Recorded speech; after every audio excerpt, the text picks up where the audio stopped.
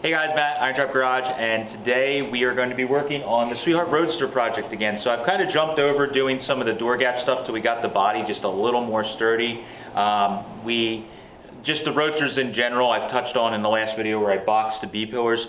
The Model A Roadsters still had a lot of wood in them, and they are not very sturdy, and especially when you start adding a bigger engine and lowering them and doing all this stuff, doors tend to pop open, the body flexes, a lot of that stuff happens, and even in stock configurations like this car, the body starts to crack, which isn't going to be good because we're planning on painting this car and making it nice. So I need to do some stuff to sturdy up the body. So the next step to do after the B-pillars is actually making a bar, much like a roll bar would be, or a harness bar, but in this case we're really using it to tie the B-pillars together and the whole back end of the car to make it a little more sturdy. So what we're going to be working on is bending up some DOM tubing. I actually got some 1.5" 120 wall tubing like is used for race car chassis and roll cage fabrication.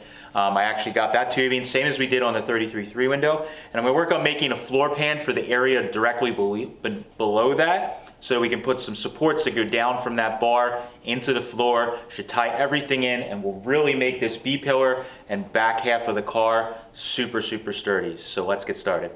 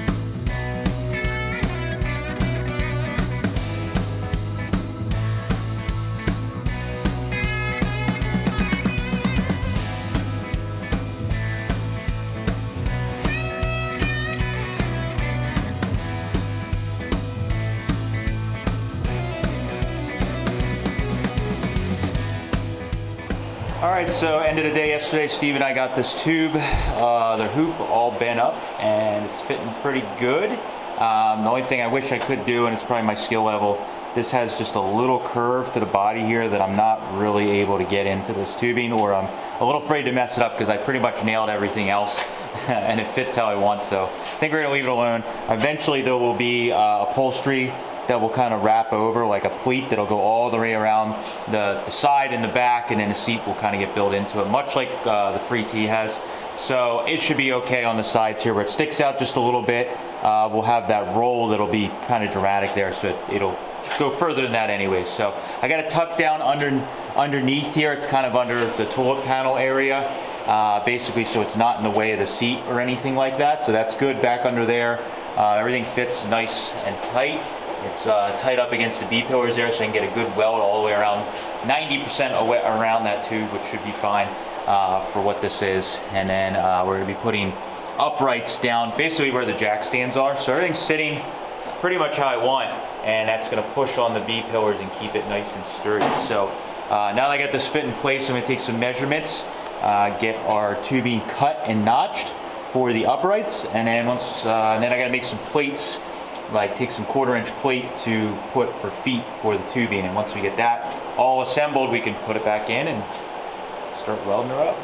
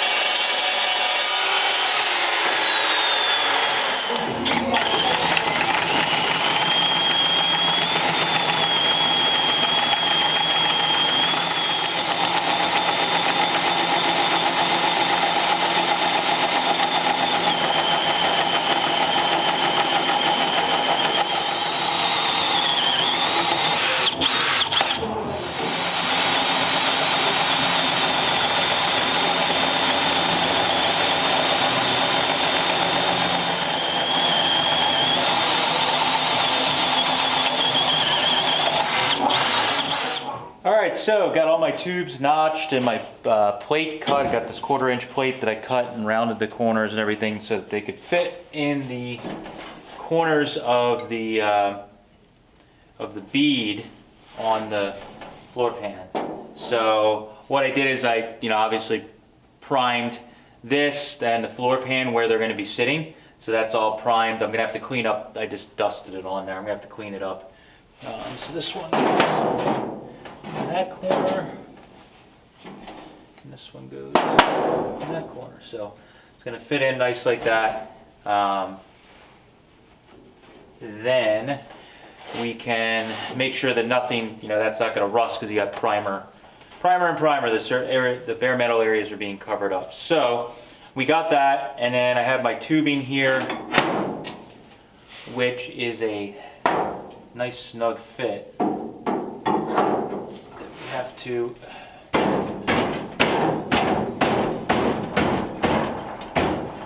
so I'm just knocking this in for right now. What I'm going to do is get Steve's help to measure and hold the square and all that stuff, but this is good because everything fits nice and tight, so everything will be pushed up into the car how we want, and should be nice and strong when we're done. So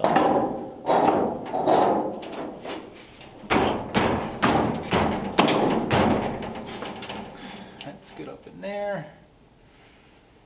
So yeah, that's pretty much all landing where I want it to for the most part. Just got to get it all square and symmetrical and all that stuff as much as we can, and then we should be good to start tack welding this once I get an extra set of hands just to check everything as I'm doing it. But it's gonna give us a crap ton of strength in this thing. It's gonna be awesome. Alright, so mainly just that stuff. Like I said, everything's kind of holding itself in place, so I'm probably going to tack here first, tack there. Yeah. Probably tack here first, tack there, And then we'll jump to those bars and just like I said, we may have to tap them around a degree or something. But Yep.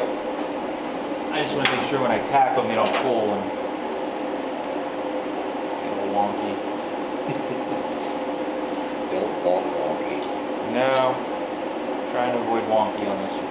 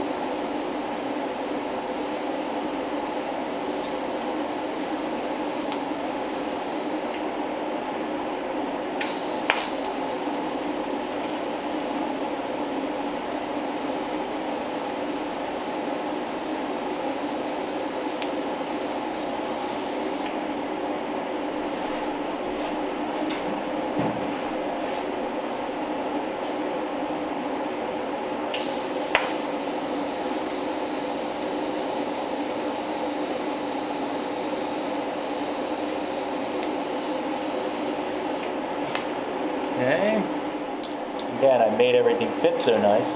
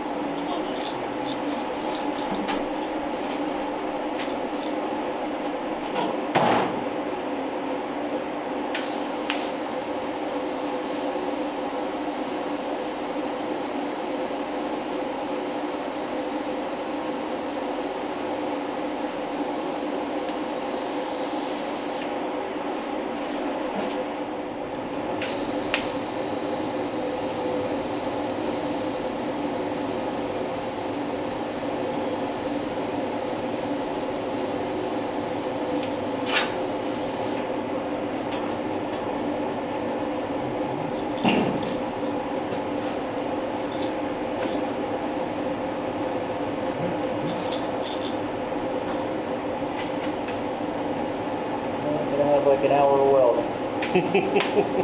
Right. Got it in place, now to make it permanent.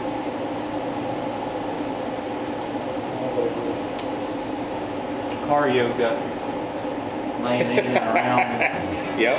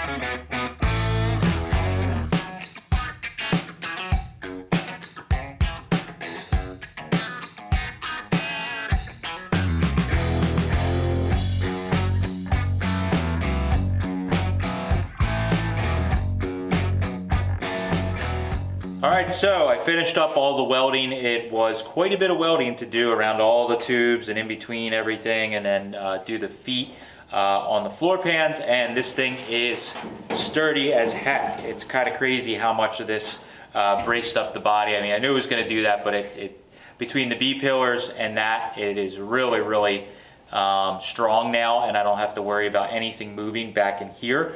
Now, like you can hear with this door, when you go to slam it, it sounds like a Volt. It's pretty sweet. So now that I got that done, that's been like a big thing that's on my mind that this car needed, was the B pillar and doing the tubing. It was just one of those jobs that wasn't necessarily as satisfying as doing some of the stuff that's styling or, you know, or engine stuff, speed equipment, all that stuff. That stuff's much more exciting. We're now into the work that's just, you need to do it, and it takes time. So glad I got that done. We could start bouncing around. Probably working here shortly on getting the doors and everything to fit a little bit better. I could finally fix, I think I did it on this side, but that side might need some more work. Where the body was cracked here, we're not gonna have to worry about that anymore, so we can cut the piece out, weld it in, blend that all in, and that should be good to go, and just keep working our way around the car and getting stuff buttoned up and finished out a little bit better. Now that thing's sturdy, it's kind of crazy thinking about literally our first video where we were taking this thing apart and it was broken in half. It is pretty darn sturdy now. I will be doing the floors. I'm sure people will ask. We're going to be doing the floor panels as we go along on the project. I need to figure out what I'm doing in the trunk. Some of that we're going to obviously show in videos. I think I might be changing transmissions.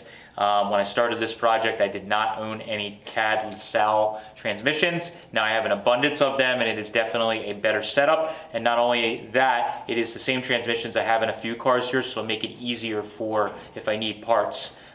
You're using only 1 or 2 transmissions in your car. So I will definitely be showing that as well if we make that change. So thank you guys for following along. Hopefully this is helpful. If you got a Roadster that you want to sturdy up and do it in a way that is hidden, this is a good idea, and it works really well for me. Thanks guys. Catch you later.